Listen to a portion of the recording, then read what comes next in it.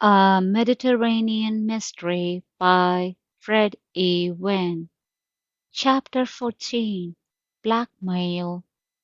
My natural indolence prompted me to settle down again in my old familiar rut while I awaited the bishop's visit and Edmund's return. Snape's presence in my home, however, effectually prevented this program. He was a discomfort to me, constant and irritating as a piece of grit in one's eye, with the added annoyance that he was ostentatiously trying to be inoffensive. When I went to my study to cope with arrears of correspondence, he would follow me and sit in a wicker chair, which he creaked until he drove me forth to my pigeon loft. If he sat by the fireplace, he kicked the fire irons rhythmically, filling me with the dread of homicidal mania. He could not read a book without saying, "Just listen to this," and reading a passage aloud, when he would expect some intelligent comment from my exasperated mind. During meals he expounded the duties of a parish priest as conceived by himself, and 20 times a day he thanked me abjectly for my hospitality. But I endured all patiently, for I felt that need of penance which comes to all of us at times, and felt that Snape had been sent to me to chasten me. His chastening bore fruit too, for it stimulated me to perform one more task that my indolence would have postponed. I shrank from returning to the shop in Brighton, though it was a duty I had undertaken. The shop was part of the iniquity, and the prospect of reopening all that business struck a chill through me, like getting into a wet shirt. To discuss the matter with Schulz was particularly revolting, for he alone of them all struck me as being completely abject and unclean. Jacob was at least a courageous scoundrel and had a dignity of his own. Even von Ermengen was probably in some respects a man, but there was that about Schulz which made me think of him as an insult to humanity. Nevertheless, stimulated by the presence of Snape in my house, I drove over to Brighton and visited the shop. Shields received me with an obsequious reproachfulness in his manner that covered a hint of possible impertinence. His smooth pink waxen face, his curls of the barber's block, and teeth of the dental showcase, all brought back upon me the feeling of nausea I had experienced on first seeing him. But now there was added to this a nausea of the soul, for I knew that he regarded me quite naturally as a party to his foul intrigues. Except for these sensations, I was indifferent to him, for I knew that welfare had power to keep him harmless.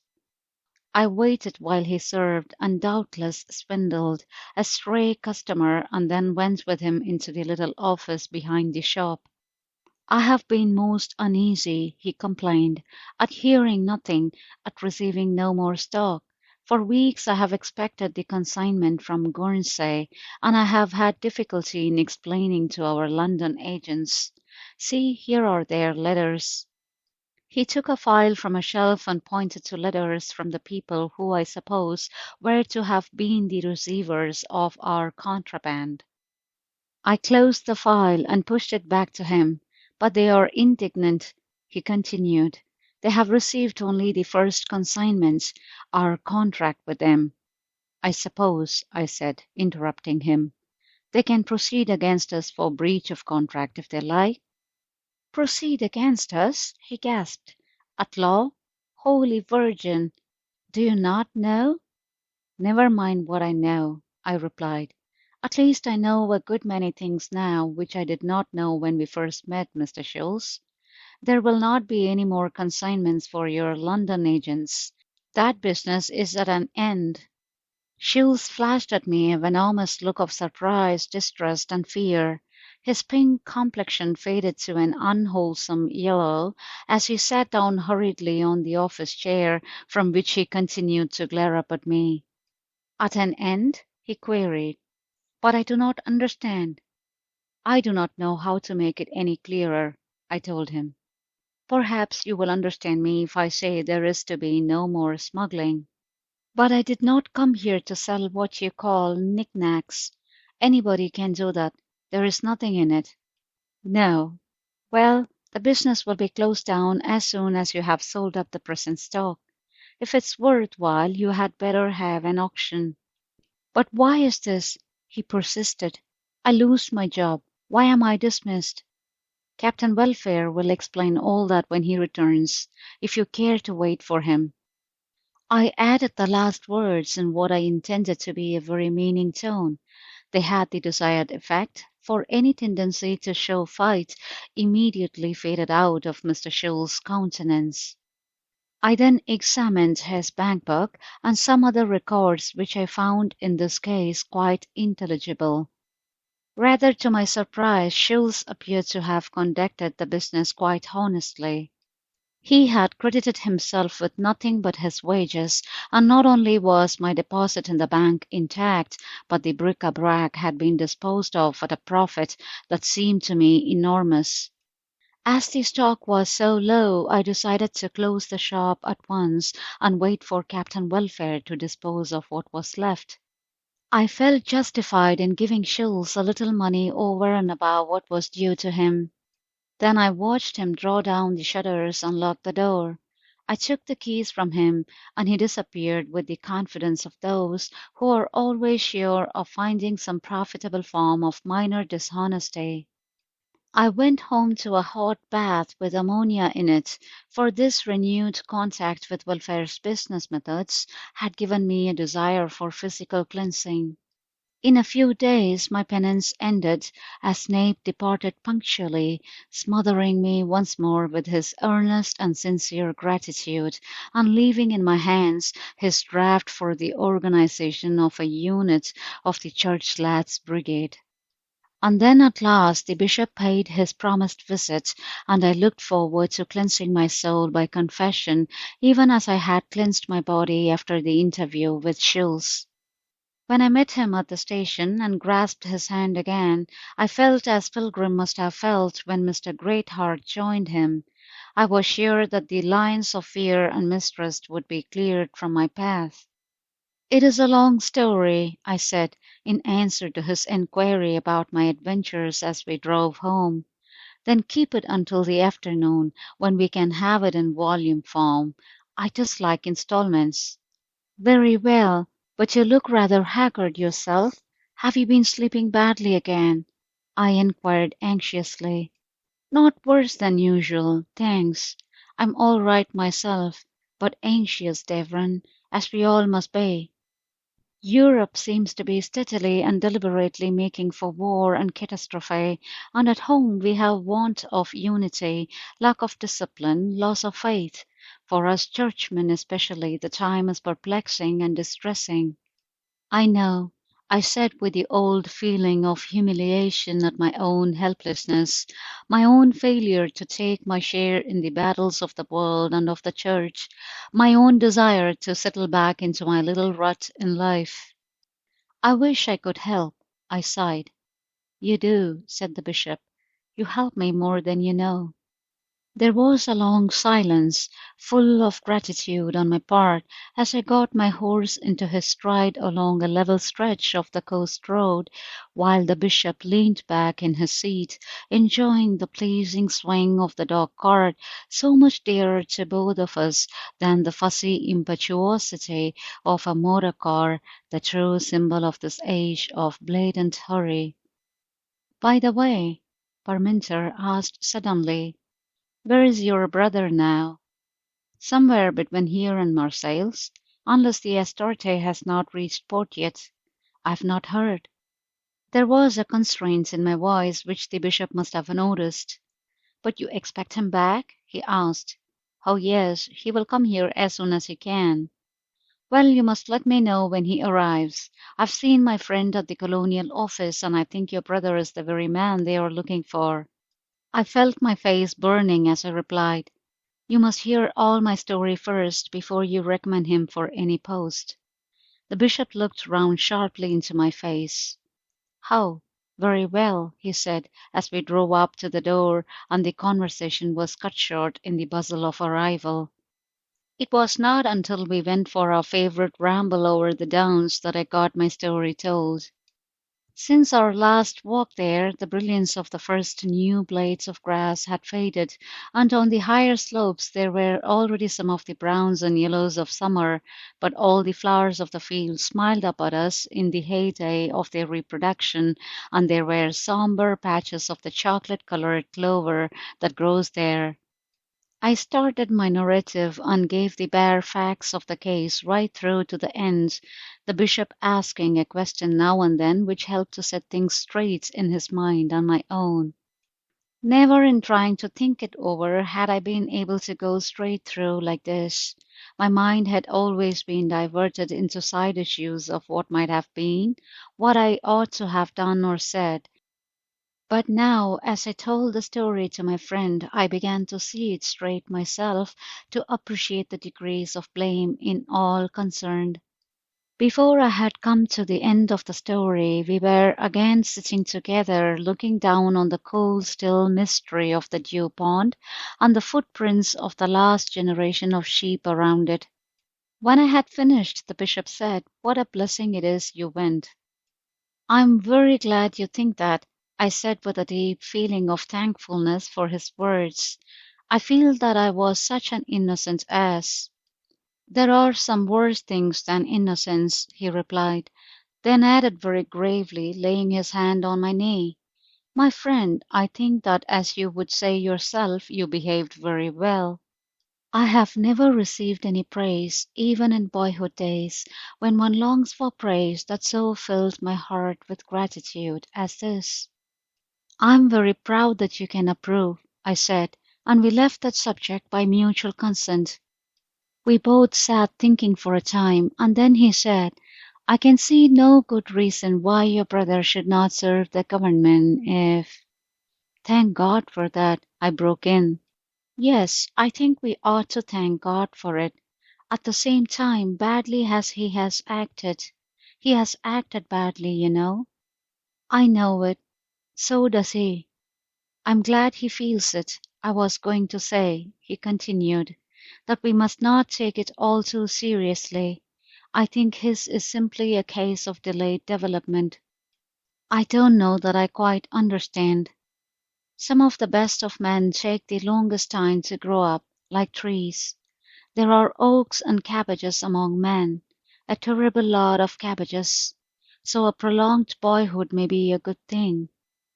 It is far too short in most of us, but of course there are limits. Your brother has been so thwarted, punished no doubt in lots of ways that we know nothing of, for many things he perhaps knew were not his fault. I see in him an embittered schoolboy with the intellect and appetites of a man. He will know dirt now when he sees it afar off, better than his contemporaries, and he will hate it even more. But supposing, as I greatly fear, that there is more trouble, supposing this Jacob is arrested and denounces him, then we must take Mr. Bumble's view of the law and do all in our power to circumvent it. You would agree to that?" "Of course I should. Any reasoning being must. Law is necessary, and in England it is generally just. But special circumstances may arise in which law is inapplicable, in which it becomes an organized stupidity. Men of good conscience must have courage to recognize such circumstances and act righteously whether they act legally or not. So this existing reprehensible person must disappear, and your brother must reappear." "I see that," I assented. "By the way, what about welfare?" "I don't know yet. He is a much more difficult problem in psychology. But that was a splendid thing he did, going off alone in the felucca. You think he would have sunk it if necessary?" "I'm certain of it. I trust him now." "Well, I think he has redeemed himself. Yes, we must help him too. I should like to see your brother again.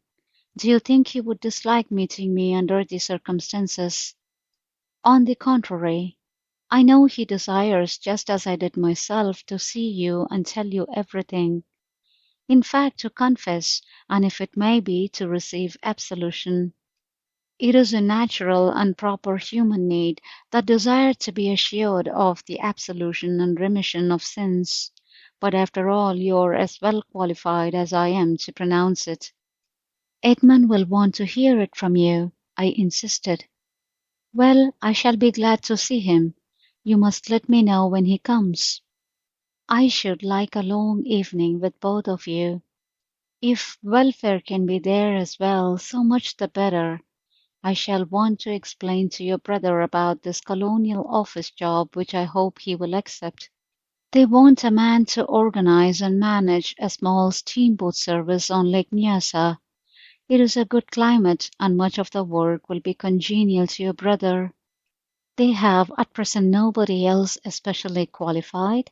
I think if your brother asked for welfare as an assistant, there would be no difficulty about arranging that, and he would be useful on the commercial side. My dear Bishop, I exclaimed, it is ideal. How can I or Edmund thank you? You know there is no need for that. It is an interesting country and the pay is fair. It is a land full of opportunities for such a man as your brother. Above all, he will be doing some real useful work for his country. And, I added, he will be out of Jacob's clutches once he gets there. Yes, Jacob will only be able to threaten you, and as long as he is at liberty, I cannot see that you need fear him. By the time we reached home, we had said all we needed to say about these matters. The bishop is not one of those who repeat the same thing over and over again and call it discussing the situation. So we were able to spend a happy evening together in the 6th century, forgetting even the brief pyrexia of modern Europe. It was with a clear feeling of well-being that I came down the next morning to meet the summer sun that shone in through the open window, with the scent of wallflowers which mingled agreeably with the faint fragrances proper to an English breakfast. It was above all pleasant to see the bishop coming up the red garden path, bareheaded, a towel round his neck, fresh from the morning swim he loved, still lithe the athletic look as in his undergraduate days. While I waited for him to complete his toilet, I took up the pile of letters lying on the sideboard, and saw with a painful start one in an unknown handwriting, with an Egyptian stamp on it. I knew instinctively that this must contain a declaration of war, yet Jacob could not write English. Nervously speculating, I had guessed the authorship before I could bring myself to open the envelope and read as follows: Reverend Sir, I have been surprised that I have not yet heard from you, and am now bound to address you as to my claims against you. In my hotel while you were here you took possession of property belonging to myself and others, and while under your charge against my protest that property has disappeared. The cash value of my share in that property is £750, and my prospective profits in its sale was £1,250. This sum of £2,000 in all I now demand from you, with £500 for other expenses and loss to which I am put, and for my refraining to proceed against you at law, as I might well. I shall look for your money in 1 month. If not, my agent, whom you know as Jacob, will be in England and will call upon you to arrange for my share as well as his own. This will add expense, and he informs me he will accept £500 a share without charge for his services rendered to you. Your cheque for £3,000 will oblige, and you will then receive discharge in full from both of us. Failing this, I must take action as above, and my lawyer will advise as to proceeding in Egyptian or English court. Your obedient servant, E. van Ermengen. I felt as if thrust back again into a world of mean anxieties and sordid men. My mood of content was shattered as a mirror by a stone, and all the pleasantness of my surroundings was gone as if it had been no more than the reflection in the mirror. If £3,000 would end the matter, how gladly would I have made that sacrifice! But I knew that money would not end it. What had been done must still be expiated in other coin. I must still oppose courage to baseness.